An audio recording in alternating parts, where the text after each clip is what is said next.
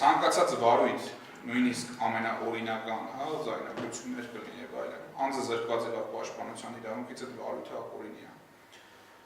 Ցանկացած խոսակցություն, ընկերական, բարեկամական, խորհրդով եւ այլն, փաստաբանները նույնպես կարողանում են ընկերաբար խոսալ։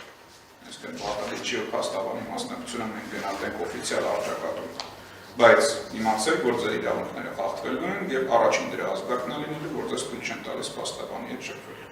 Եվ իմացեք, գրեթե բոլոր դեպքերում ձեր հետևից եկել է փաստաբան, բայց իրեն հնարավորություն չեն տալիս ձեր հետ կապի դուրս գալու։ Հետևաբար նորից կրկնում։ Ձեր չափողեցին ձեր օրինական իրավունքը զանգել փաստաբանին, որևէ բառ քննչարկանում մի խոսք։ Խնդրեմ ձեր հարցը։ Կարող եմ հարցնել։ Այո, բայց մինչև հարցը աստուծեն ուզում եմ նաև 221 հոդվածի մասին հավանաբար դուք նաև հետևել եք նախկինում ազգային ժողովում որքան եք բարձրացրել այս հարցը, բարեգործական արգելքի հոդվածն է եւ նաև սահմանադրական դատարան ենք դիմել, եթե հիշում եք, այս հոդվածի սահմանադրականության ճարտման մասով, սահմանադրականության համապատասխանության մասով, սահմանադրական դատարան իր աշխատակարգային որոշման մերժել էր գործի քննությունը եւ հիմնավորման մեջ ինչ էր նշել։ Սահմանադրական դատարանը բարձր է գնահատում դիմողի մտահոգություններն ու ջանքերը իրավակիրառ պրակտիկայում խնդրող առարկա դրույթների սահմանադրությանը համահունչ մեկնաբանություն հաղորդելուն ուղղված գործելավոր ձևավորելու կապակցությամբ։ Այնուամենայնիվ, ենթադրությունների ապագայում ձևախեղված հնարավոր մեկնաբանության եւ կիրառման հարցերն ինքնին սահմանադրական վերահսկողության առարկա չեն կարող դառնալ։ Այս որ իրանք ասում են ձևախեղված մեկնաբանություն, այսօր իրավապահ համակարգը հենց մեծ մեկնաբանությունով մարդկանց բերման է ենթարկում, ձերբակալում եւ քրեական գործեր է հարուցում։ Սա ես ասում եմ ոչ թե որ մեր քաղաքացիները բանը լինեն, այսպես հուսահատ վիճակում, հակառակը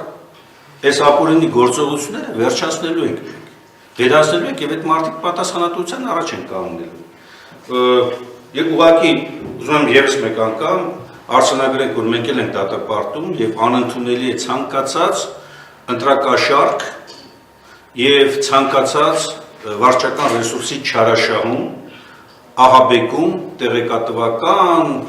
մարդկային եւ այլն, որի առարկայական դրսևորումները մենք այսօր տեսնում ենք դեմս իշխանության գործողությունները։ Իսկ հիմա խնդրեմ, ասում հարցը։ Ազատություն ռադիոկայան, պարոն Մինասյան, ձեզ եմ ուզում հարցը հղել, քան որ դուք եք տեխնացու Հայաստան Դաշինքի ընտրական ցուցակով։ Պարոն Խուդարյանը ասաց, որ 2026-ի խորհրդարանական ընտրությունները արդեն այսօր կարելի է կեղծված համարել, իրավապահները որպես հիմք նաև իրավապահները, որ լծվել են իշխանական քարոզչությանը, դա դուք նշեցիք։ Ես ձեզ եմ ուզում հարցնել, եթե նույնիսկ ընդդիմադիր կուսակցություններից որևէ մեկը հաղթանակ տանի, դուք կիսելու եք այդ կարծիքը, թե միայն իշխանության հաղթանակի դեպքում եք հայտարարելու, որ ընտրությունները կեղծված են։ Ես դրա համար ուզեցի հստակություն հենց մտցնել, պարոն Խուդոյանը, երբ որ ասում է, պարոն Խուդոյանը կարծում եմ հստակություն կմտցնի, կեղծված է արտահայտությունը, խոսքը գնում էր ոչ թե արդյունքները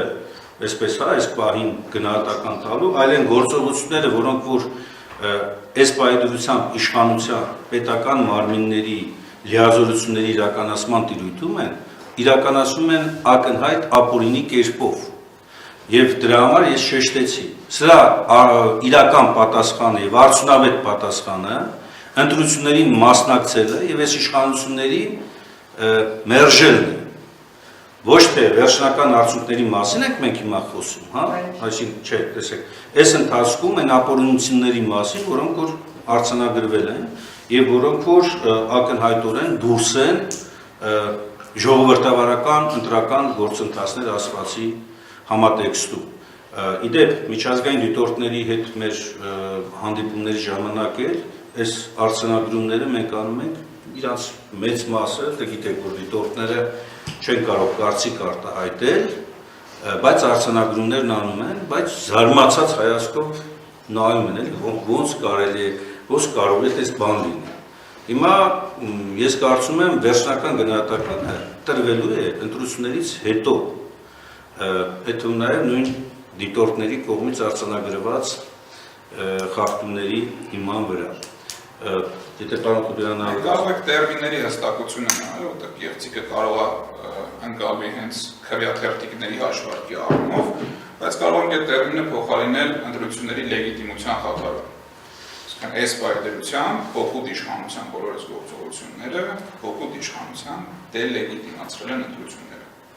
որովհետև սա շատ բարդ եւ համակարգային սխեմա է ազդելու ընտրողների կամքի վերջնական արտադրության վրա։ Այո, հնարավոր է եւ շատ հավանական է, որ ընտրությունների օրը ընտրատեղամասերում քվեարկությունը անցնի առանց բարդությունների եւ առանց կոնֆլիկտների, բայց այս համակարգային արշավը հետում վարչական ռեսուրսների, վիճակահանումների, աշխատակիցների ոչ օրինական գործողությունների պատճառով ազդում է ընտրությունների արդյունքների վրա։ Հիմա դուք շտապեցիք բան Կուդարը։ Չէ, այդ տերմինը մենք կարող ենք օգտագործել, ուղղակի ասում ենք, որ շփոթմունք առաջացնի, խոսքը ձայների հաշվարկի մասին չի, այլ առասարակ ընտրությունների արդյունքների, որտեղ ընտրությունը միայն քվեարկության օրը չի։ Ընտրությունը նախընտրական քարոզչության առաջի օրվանից մինչև վերջնական որակցությունն է, հələ նույնիսկ նախագահի հրամանագրի օրվանից սկսած է ընտրությունները նշանակելու, մեր օրենսդրությունները դա նախատեսում, մինչև վերջի օրը արդար թափանցիկ ժողովրդավարական պայմաններում ընտրությունների անցկացնումն է։ Այս բոլոր միջամտությունները վերջնական ընտրությունների արդյունքների վրա ազդում են։ Եվ այդ առումով ասում ենք կեղծված են ընտրությունները։ Ասում չշփոթենք ընտրությունների քվեարկության օրվա դեռևս սպասվելիք ընթացքի հետ։ Հաջորդ բանը, որին ուզում ենք անդրադառնալ, դա էլի նույն տրամաբանության մեջ ընտրությունների արդյունքների վրա ազդելու վարչական ռեսուրսի չարաշահումն է եւ այսպես կոչված օրինական ընտրակաշառքների հանգամանքը։ Սրա մասին էլի խոսվել է, ցանկացած գործողություն, որը կառավարությունը կամ մարզպետարանները, համայնքները կատարել են նախընտրական կառավարության ժամանակահատվածում ի հակադրություն իրենց նախնինում տրված խոստումների կամ բյուջեներով հաստատված գործողությունների օրինական ընտրակաշառք։ Հիմա պատկերացրեք, եթե որևէ մեկը ընդդիմադիր ուժերից կամ մի հայտարարություն կատարի, որ ես յուրաքանչյուրիդ բաժանելու եմ 10,000 դրամ։ Նույն բանը անում է կառավարությունը, ասում է ես ամեն ամիս յուրաքանչյուրիդ բաժանելու եմ այսքան դրամ։ Ցանկացած կառավարության որոշում, որ հիմա հրապարակվում արտոնություններ տրամադրելու մարզերում մի քանի օր շրջում էի, այդ ինֆորմացիան հավաքվում է,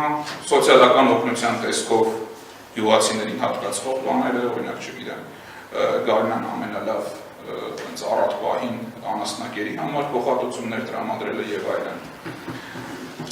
Հստակ դեպք ունենք արձանագրված Թալինի համայնքապետանի մասով, որտեղ իրավապահ մարմինները ասացին, դե ամեն ինչ նորմալ է, համայնքի պարտականություններն են։ Սրանք բոլորը կարող եք վերցնել ցանկացած ժողովրդավարական ինստիտուտի ուղեցույց վարչական ռեսուրսի կիրառման մասին, բոլորս դեպքերը նկարագրված են որպես վարչական ռեսուրսի չարաշահում։ Ընդհանուր ամենապրիմիտիվ դրսևորում մասը, որ այսօր առավոտյան տեսա։ Վարչապետը կառավարության շենքից նկարել է հրապարակը եւ բանի կուսակցության լոգոներով ինչ-որ քարոզչական բան տեքստ ասել։ Եթե որևէ ընդդիմադիր հենց չեն խոսում խոշոր ընդդիմադիրների մասին, ասենք այն ընդդիմադիր ուժը, որ նոր հայտ է ներկայացրել, այսօր մի քիչ տրենդի մեջ է, բոլորին դեմը շարժում, որ կրեատիվ բաները չէ ուզում անի։ Եթե իրենցից որևէ մեկը հնարավորություն չունի գնալ կանգնել կառավարության պատժամիջոցում այդ նույն գործողությունը անել իր կուսակցության օգտին, ապա վարչապետը չարաշահում է իր պաշտոնից տրված հնարավորությունը։ Սա շատ աննշան բան է, հա փոքր բան է, որ նույնիսկ զավեշտի կարող է նմանվի, բայց մենք չենք խոսում այս դեպքերի մասին։ Մենք խոսում ենք համայնքների բյուջեներից բաժանվող չակերտավոր օրինական ընտրակաշառքների մասին։ Այդ որոշումները հրապարակվում են համայնքների կայքերում, դրա վերաբերյալ կան ահազանգեր եւ տեսել ենք ինչպես են դրան արձագանքում իրավապահները։ Համայնքներում էլի շրջելով մարզերով հավաքվում են ինֆորմացիաները, որ կա հարկադրանք համայնքի ուրեմն անդամ վարչական պաշտոններ զբաղեցնող անձանց քարոզչությանը ներգրավում։ Դրա վերաբերյալ երեք մի 10 օր առաջ կլինի հաղորդում ենք ներկայացրել Արտիկ համայնքի վերաբերյալ, որտեղ զեկույցի տեսքով շատ հստակ համայնքի այդ պաշտոնատար անձանց դեմքերը ֆիքսելով, իրենց համայնքի կայքից նույնականացումով, նկարներով քարոզարշավին մասնակցելու վերաբերյալ հաղորդում տվել ենք եւ ԿՀ եւ քննչական հակակոռուպցիոն կոմիտե։ կրան դերկացրել է նույն բանը հասցել վերադատախազություն, բայց անցել է երևի արդեն 10 օր, որևէ արձագանք, այսինքն 24 ժամ ես պետք է ստանամ արձանագրություն վարույթ նախաձեռնելու մասին, որոնք դա պահանջում թող լինի 48 ժամ։ Մենք տվյալ չունենք, որ այդ գործով ընդհանրապես ինչ-որ ընթացք է տվել։ Նույնը այսօր հրապարակելու ենք Մարտունի քաղաքում վարչական ռեսուրսի մասին։ Ուղարկել եք արդեն։ Էլի դեմքերը մարդկանց ֆիքսած, ովքեր են համայնքի պաշտոններ զբաղեցնում անձանցից։ Չի կարող այնպես լինել, որ 30-40 անձ միաժամանակ գտնվի արձակուրդում եւ իրավաբանները պետք է սա գնահատման ենթարկեն։ Դեպքեր ունենք, որ համայնքի եւ դա էլ երևի ներկայացնելու ակտման տեսքով կոմունալ բաժնի պատասխանատուն իրեն ենթակա բոլոր աշխատողներին ուղղորդել է կամ առնվազն փաստերը հուշում են, որ ուղղորդել է գնալ եւ տարածքը իրենց փոխել գյուղերավոր գյուղի այն տեղամասը, որտեղ ինքը հանձնաժողովի նախագահ է։ Լսում ենք խոսակցություններ, որ կան ոչ ժողովրդավարական մեթոդներով մարդկանց համոզելու գործընթացներ։ Որոշակի սպառնալիքներ, որոշակի հարկադրանք հենց համայնքային պաշտոններ զբաղեցնող մարդկանց խոստումների կորզում։ Այս առիթով, ասեմ, մենք հավաքում ենք ինֆորմացիան եւ յուրաքանչյուր դեպքը ֆիքսում ենք։ Այո, կան մարդիկ, ովքեր հուսահում են խախտել անոնիմությունը կամ տրամադրել ապացույցներ, որովհետեւ այդ վաղի մթնոլորտը աշխատում է։ Բայց զգուշացնում ենք բոլոր այդ համայնքային պատասխանատուներին, ձեր տվյալները ֆիքսվում են, ինչպես ֆիքսվել է արտիկլի Մարտունի օրինակով, ինչպես ինֆորմացիան գալիս է բեդի օրինակով կամ ինչպես Սիսյանը մենք այս դեպքերը ուսումնասիրում, յուրաքանչյուրի մասով ֆիքսվելու է եւ արձանագրվելու է։ Եվ այն բոլոր համայնքային աշխատողներին, ովքեր իրենց, ասենց ասեմ, կամքը չի իշխանությանը ընտրել, այսինքն իրենք չեն համակրում իշխանությանը, բայց ինչ որ հարկադրանքի կամ պայմանավորվածությունների ուժով իրենց ստիպում են գնալ քվեարկության։ Բոլոր ուժերը համարյա գրեթե սա ասում են, ձեր քվեարկությունը վերահսկելի չի, ով որ ձեզ կասի, որ հնարավոր է բարձր դոկումենտ քվեարկել, դա վերահսկելի չի, գնացեք ընտրեք այն քաղաքական ուժին, որին նախընտրում եք։